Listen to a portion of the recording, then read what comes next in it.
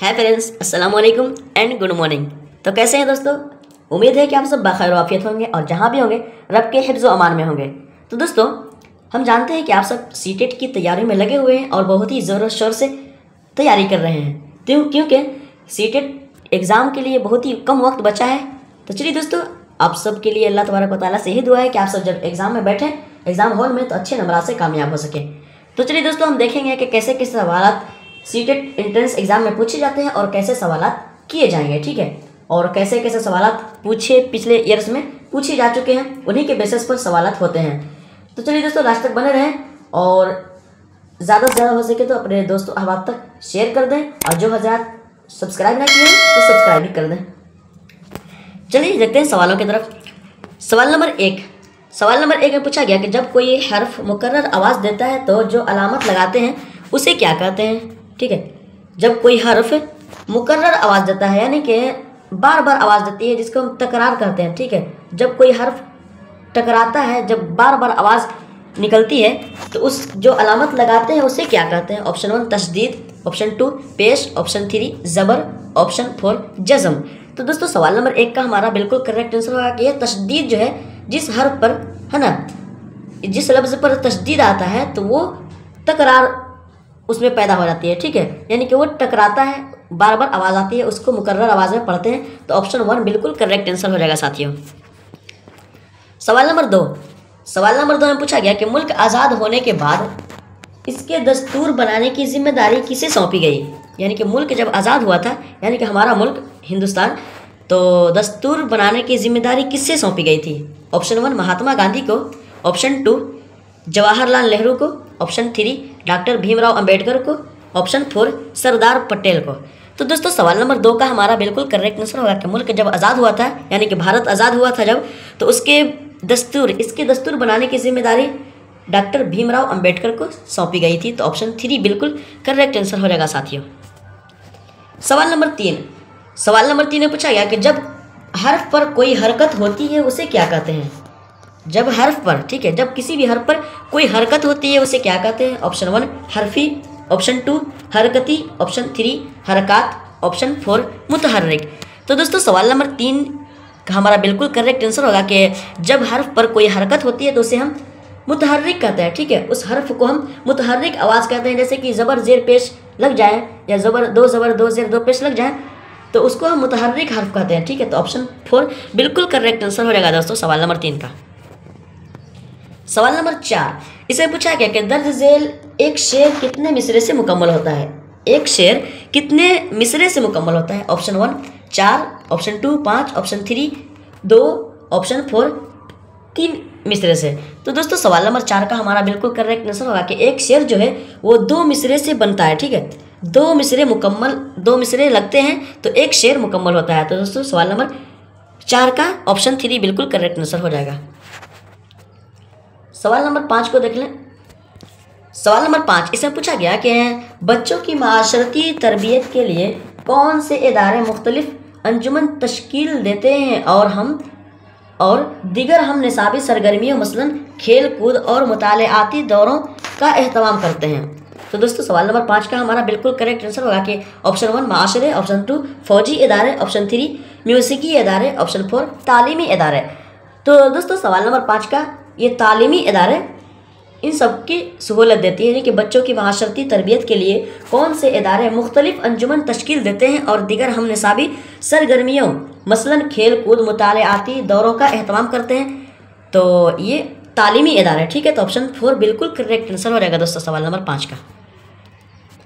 सवाल नंबर 6 में पूछा गया कि हर जमात के लिए निसाब के तयन से मदरसे का निज़ाम व नुस्ख, ठीक है, मदरसे का निज़ाम व नुस्ख ऑप्शन 1 बेहतर नहीं होता, ऑप्शन 2 बेहतर हो जाता है, ऑप्शन 3 पहले जैसा ही रहता है, ऑप्शन 4 मुनासिब सतह पर रहता है। तो दोस्तों, सवाल नंबर 6 का ऑप्शन 2 बिल्कुल सही हो जाएगा, क्योंकि बेहतर हो जाता है, ठीक है। हर जमात के लिए निसाब के तयन से मदरसे का निज़ाम व नुस्ख बेहतर हो जाता है, ठीक है। जब निसाब हर जमात के लिए निसाब शामिल होते हैं तो बेहतर हो जाता है। तो ऑप्शन 2 बिल्कुल करेक्ट आंसर हो जाएगा। सवाल नंबर 7, इसमें पूछा गया कि लफ्ज़ का लुग़वी माना क्या है। ठीक है, ये लफ्ज़ जो है, लफ्ज़ का लुग़वी माना क्या होता है। ऑप्शन 1 लाजिम करना, ऑप्शन 2 फेंकना, ऑप्शन 3 कूदना, ऑप्शन 4 हारना। तो दोस्तों सवाल नंबर 7 का बिल्कुल करेक्ट आंसर होगा कि लफ्ज़ का लुग़वी माना जो है वो फेंकना होता है। ठीक है, लफ्ज़ फेंकना, तो उस हमारा ऑप्शन 2 बिल्कुल करेक्ट आंसर हो जाएगा दोस्तों सवाल नंबर 7 का। सवाल नंबर 8, इसमें पूछा गया कि वाइगोत्स्की के नज़रिए के मुताबिक मबनी क्लास में किस पर ज़्यादा जोर देती है, वाज़ेह करें। ठीक है, वाइगोत्स्की के नज़रिए के मुताबिक मबनी क्लास में किस पर ज़्यादा जोर देती है, वाज़ेह करें। ऑप्शन 1 साइंसी ताअम्मुल पर, ऑप्शन 2 कहानी सुनाने पर, ऑप्शन 3 समाजी ताअम्मुल पर, ऑप्शन 4 लफ्ज़ी ताअम्मुल पर। तो दोस्तों सवाल नंबर 8 का हमारा बिल्कुल करेक्ट आंसर होगा कि वाइगोत्स्की के नज़रिए के मुताबिक मबनी क्लास में किस पर ज़्यादा जोर दी जाती है, तो ये समाजी ताअम्मुल पर ज़्यादा जोर दी जाती है। तो ऑप्शन 3 बिल्कुल करेक्ट आंसर हो जाएगा दोस्तों सवाल नंबर 8 का। सवाल नंबर 9 को देख लें, इसको थोड़ा छोटा कर लें। हाँ, सवाल नंबर 9, इसमें पूछा गया कि दर्ज झेल मर्ज की जमा चुने। ठीक है, ये मर्ज जो है, मर्ज की जमा चुने। ऑप्शन 1 अमराज, ऑप्शन 2 मर्जों, ऑप्शन 3 मरीज, ऑप्शन 4 मराइज। तो दोस्तों सवाल नंबर 9 का हमारा बिल्कुल करेक्ट आंसर होगा कि दर्ज झेल मर्ज की जमा चुने। तो मर्ज की जमा अमराज आते हैं। ठीक है, तो ऑप्शन 1 बिल्कुल करेक्ट आंसर हो जाएगा दोस्तों सवाल नंबर 9 का। सवाल नंबर 10 को देख लें। सवाल नंबर 10 में पूछा गया कि निसाब साजी के उसूल को कितने अक़साम में तकसीम किया जा सकता है। निसाब साजी के उसूल को कितने अक़साम में तकसीम किया जा सकता है। Option 1 3, option 2 2, option 3 1, option 4 7। तो दोस्तों सवाल नंबर 10 का हमारा बिल्कुल करेक्ट आंसर हुआ कि निसाब साजी के उसूल को कितने अक़साम में तकसीम की जा सकती है। ठीक है, कितने अक़साम में तकसीम की जा सकता है, तो 2 अक़साम में। ठीक है, 2 किस्मों में तकसीम किया जा सकता है। तो ऑप्शन 2 बिल्कुल करेक्ट आंसर हो जाएगा दोस्तों सवाल नंबर 10 का। सवाल नंबर 11 में पूछा गया कि इब्न मरियम किसे कहते हैं। इब्न मरियम किसे कहते हैं, यानी कि मरियम के लड़के। ऑप्शन 1 हज़रत ईसा अलैहिस्सलाम को, ऑप्शन 2 हज़रत यूसुफ अलैहिस्सलाम को, ऑप्शन 3 हज़रत नूह अलैहिस्सलाम को, ऑप्शन 4 हज़रत आदम अलैहिस्सलाम को। तो दोस्तों सवाल नंबर 11 का हमारा बिल्कुल करेक्ट आंसर होगा कि इब्न मरियम हज़रत ईसा अलैहिस्सलाम को कहा जाता है। ठीक है, हज़रत ईसा अलैहिस्सलाम को इब्न मरियम कहा जाता है। तो ऑप्शन 1 बिल्कुल करेक्ट आंसर हो जाएगा दोस्तों सवाल नंबर 11 का। सवाल नंबर 12, इसमें पूछा गया कि दर्ज झेल 9 की जमा का इंतखाब करें।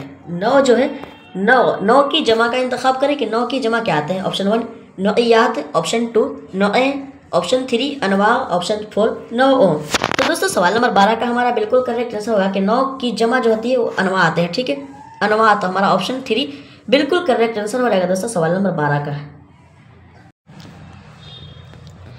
सवाल नंबर 13, इसमें पूछा गया कि तमाम तलबा के हासिल शुदा मार्क्स का हिसाबी औसत क्या कहलाता है।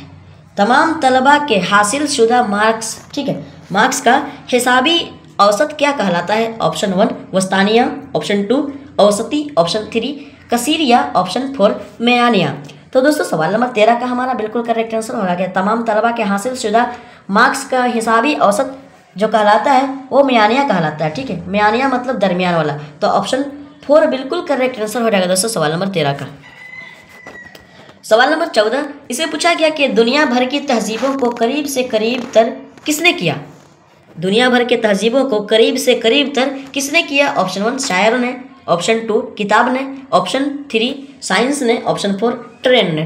तो सवाल नंबर 14 का हमारा बिल्कुल दुरुस्त जवाब जो होगा कि दुनिया भर की तहजीबों को करीब से करीब तक किसने किया, तो ये साइंस ने। ठीक है, साइंस अगर ना होते तो दुनिया को इतनी करीब से हम नहीं देख पाते और दुनिया के हालात को हम मालूम नहीं कर पाते। तो ऑप्शन 3 बिल्कुल करेक्ट आंसर हो जाएगा दोस्तों सवाल नंबर 14 का। सवाल नंबर 15, इसमें पूछा गया कि भारत के किस राज्य में सूरज की किरणें सबसे पहले पड़ती हैं। भारत के किस राज्य में। ऑप्शन 1 बिहार में, ऑप्शन 2 अरुणाचल प्रदेश, ऑप्शन 3 उड़ीसा में, ऑप्शन 4 पश्चिम बंगाल में। तो दोस्तों सवाल नंबर 15 जो है बहुत ही आसान सवाल है कि भारत के किस राज्य में सूरज की किरणें सबसे पहले पड़ती हैं। तो ये अरुणाचल प्रदेश जो है, अरुणाचल प्रदेश में सबसे पहले सूरज की किरणें पड़ती हैं हिंदुस्तान में। ठीक है, हिंदुस्तान के अरुणाचल प्रदेश राज्य में। ठीक है, तो ऑप्शन 2 बिल्कुल करेक्ट आंसर हो जाएगा दोस्तों सवाल नंबर 15 का। सवाल नंबर 16, इसमें पूछा गया कि फेल किसके अक़साम में आते हैं।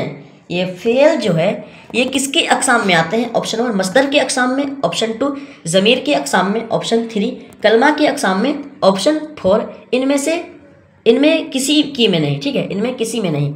तो दोस्तों सवाल नंबर 16 का हमारा बिल्कुल करेक्ट आंसर होने वाला है कि फेल जो है किसके अक़साम में आते हैं। तो फेल ये कलमा के अक़साम में आते हैं। ठीक है, कलमा के अक़साम में आते हैं, जो कि कलमा के है ना, कलमा की 3 किस्में हैं। ठीक है, कलमा जो है कलमा की 3 किस्में हैं, तो इसमें फेल भी आते हैं। तो ऑप्शन 3 बिल्कुल करेक्ट आंसर हो जाएगा दोस्तों सवाल नंबर 16 का।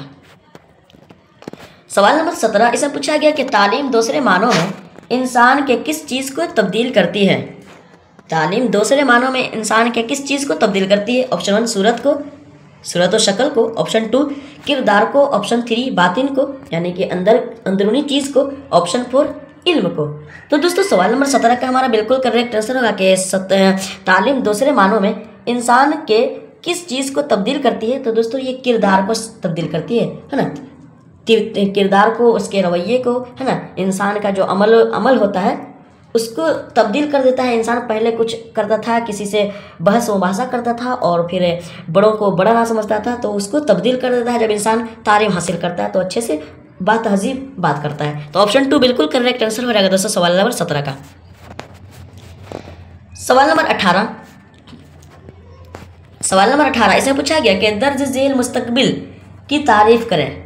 दर्ज झेल मुस्तकबिल की तारीफ करें कि मुस्तकबिल की तारीफ क्या होती है। ऑप्शन 1 आने वाला ज़माना मालूम हो, ऑप्शन 2 मुस्तकबिल वो है जिससे गुजरा हुआ ज़माना मालूम हो, ऑप्शन 3 मुस्तकबिल वो है जिससे फेल निकला हो, ऑप्शन 4 मुस्तकबिल वो है जिससे ज़माना ज़ाहिर हो। तो दोस्तों सवाल नंबर 18 का हमारा बिल्कुल करेक्ट आंसर आ गया कि मुस्तकबिल जो है, मुस्तकबिल हम फ्यूचर को बोलते हैं। ठीक है, फ्यूचर को मुस्तकबिल कहते हैं। तो हमारा यहाँ पर आने वाला ज़माना जिससे मालूम हो उसको हम मुस्तकबिल कहते हैं। तो ऑप्शन 1 बिल्कुल करेक्ट आंसर हो जाएगा दोस्तों सवाल नंबर 18 का, क्योंकि मुस्तकबिल उसको कहते हैं, उस ज़माना को कहते हैं जिससे आने वाला ज़माना मालूम हो। तो ऑप्शन 1 बिल्कुल करेक्ट आंसर हो जाएगा। सवाल नंबर 19 में पूछा गया दोस्तों कि जॉन डीवी के मुताबिक ... होता है, जुमला मुकम्मल करें। यानी कि जॉन डीवी के मुताबिक क्या होता है। ऑप्शन 1 स्कूल जन्नत होता है, ऑप्शन 2 जॉन डीवी के मुताबिक स्कूल मैदान होता है, ऑप्शन 3 जॉन डीवी के मुताबिक स्कूल सामाजिक होता है, ऑप्शन 4 जॉन डीवी के मुताबिक स्कूल समाज का आईना होता है। तो दोस्तों सवाल नंबर 19 का हमारा बिल्कुल दुरुस्त जवाब जो होगा कि जॉन डीवी के मुताबिक स्कूल समाज का आईना होता है। ठीक है, स्कूल जो है समाज का आईना होता है। तो ऑप्शन 4 बिल्कुल करेक्ट आंसर हो जाएगा दोस्तों सवाल नंबर 19 का। सवाल नंबर 20 में पूछा गया कि किस तकनीक के जरिए तलबा के ग्रुप और पसंदीदा साथियों का नाम मालूम हो जाता है। किस तकनीक के जरिए तलबा के ग्रुप और पसंदीदा साथियों का नाम मालूम हो जाता है। ऑप्शन 1 मुशाहिदाती से, ऑप्शन 2 इजहार ज़ात से, ऑप्शन 3 नामजद करने की वजह से, ऑप्शन 4 इनमें किसी से नहीं। तो दोस्तों सवाल नंबर 20 का हमारा बिल्कुल करेक्ट आंसर होगा कि किस तकनीक के जरिए तलबा के ग्रुप और पसंदीदा लोगों का नाम, पसंदीदा साथियों का नाम मालूम हो जाता है। तो ये नामजद करने की वजह से। ठीक है, नामजद करने की वजह से यानी कि नाम रखने की वजह से उसका नाम हम पता कर लेते हैं, उसका नाम नामजद कर लेते हैं। तो हमारा ऑप्शन 3 बिल्कुल करेक्ट आंसर हो जाएगा दोस्तों सवाल नंबर 20 का। सवाल नंबर 21 में पूछा गया कि दर्ज झेल के की तारीफ वाज़ेह करें। यानी कि के जो है, ये के जो लिखाता है, जो हम 12 पढ़ते हैं के, तो के इसकी तारीफ क्या है, इस के को क्या बोलते हैं। ऑप्शन 1 जवाबिया, के जवाबिया, ऑप्शन 2 के सवालिया, ऑप्शन 3 के इंशाइया, ऑप्शन 4 बयानिया। तो दोस्तों सवाल नंबर 21 का हमारा बिल्कुल दुरुस्त जवाब होगा कि दर्ज झेल के जो है ये के बयानिया है। ठीक है, इस के को हम के बयानिया कहते हैं कि अगर हम लंबी बात करनी हो तो बीच में के लगा देते हैं और उसके आगे भी कुछ बातें रहती हैं ताकि तभी हम के लगाते हैं। तो एक इस के को के बयानिया कहते हैं, मतलब और भी आगे कुछ बातें करनी बाकी है। तो ऑप्शन 4 बिल्कुल दुरुस्त जवाब हो जाएगा साथी सवाल नंबर 21 का। सवाल नंबर 22 में पूछा गया कि गूंगे बहरे पागलों और छोटे बच्चों को जायज़ा के तरीके में शामिल नहीं किया जा सकता। ठीक है, गूंगे बहरे पागलों और छोटे बच्चों को जायज़ा के तरीके में शामिल नहीं किया जा सकता। क्या ये सही है, गलत है? ऑप्शन 1 गलत है, ऑप्शन 2 सही है, ऑप्शन 3 दोनों सही है, ऑप्शन 4 इनमें कोई नहीं। तो दोस्तों सवाल नंबर 22 का हमारा बिल्कुल करेक्ट आंसर होगा कि दोनों तो सही नहीं हो सकता, क्योंकि एक गलत है एक सही है, तो पानी और आग एक ही साथ कैसे हो सकते हैं। तो दोस्तों ये हमारा ऑप्शन 2 बिल्कुल सही दुरुस्त जवाब हो जाएगा, क्योंकि गूंगे, बहरे, पागलों और छोटे बच्चों को जायजा के तरीके में शामिल किया जा सकता है भाई, है ना। तो ऑप्शन 2 बिल्कुल दुरुस्त जवाब हो जाएगा साथियों सवाल नंबर 22 का। सवाल नंबर 23, सवाल नंबर 23 में पूछा गया कि मुंदरजा झेल मुश्तक की तारीफ करें। मुंदरजा झेल मुश्तक की तारीफ करें कि मुश्तक की तारीफ क्या होती है। ऑप्शन 1 मुश्तक वह इसम है जो मजदर से निकला हो। ऑप्शन 2 मुश्तक वह इसम है जिस पर फेल वाक़ हो। ऑप्शन 3 मुश्तक वह इसम है जिसके ज़रिए फ़ाइल मख्फी हो। ऑप्शन 4 मुश्तक वह इसम है जिससे कुछ ना बने। तो दोस्तों सवाल नंबर 23 का हमारा बिल्कुल करेक्ट आंसर होगा कि मुश्तक वह इसम है जो मजदर से निकला हो। ठीक है, ये मुश्तक जो है मजदर से निकलता है। ठीक है, मजदर से निकला हो और इससे बहुत कुछ बन सकते हैं। ठीक है, तो ऑप्शन 1 बिल्कुल करेक्ट आंसर हो जाएगा दोस्तों सवाल नंबर 23 का। सवाल नंबर 24 से पूछा गया कि दर्ज झेल अमीर की जमा मुंतखब करें। अमीर की जमा मुंतखब करें, बहुत ही आसान सवाल है। अमीर की जमा, ऑप्शन 1 अमीरे, अमीरी, अमीरों, उमरा। तो दोस्तों सवाल नंबर 24 का हमारा बिल्कुल करेक्ट आंसर आ गया अमीर की जमा क्या आते हैं, उमरा। ठीक है, तो ऑप्शन 4 बिल्कुल दुरुस्त जवाब हो जाएगा साथ ही सवाल नंबर 24 का।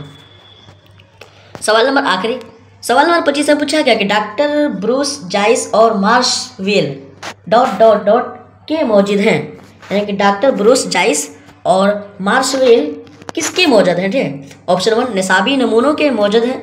ऑप्शन 2 इक्तसाबी नमूने के मौजूद हैं। ऑप्शन 3 तदरीसी नमूनों के मौजूद हैं। ऑप्शन 4 सभी नमूनों के मौजूद हैं। तो दोस्तों सवाल नंबर 25 का हमारा बिल्कुल करेक्ट आंसर होगा कि डॉक्टर ब्रूस जाइस और मार्शवेल तदरीसी, ठीक है,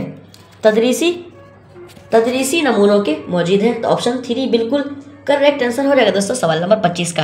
तो चलिए साथियों, thank you so much all everyone इतने देर तक बने रहने के लिए और अपनी तैयारी को मुकम्मल करने के लिए। तो दोस्तों मैं उम्मीद करता हूँ कि आप सबके इल्म में मज़ीद इजाफा हुआ होगा और आपकी तैयारी बखूबी तरीके पर चल रही होगी।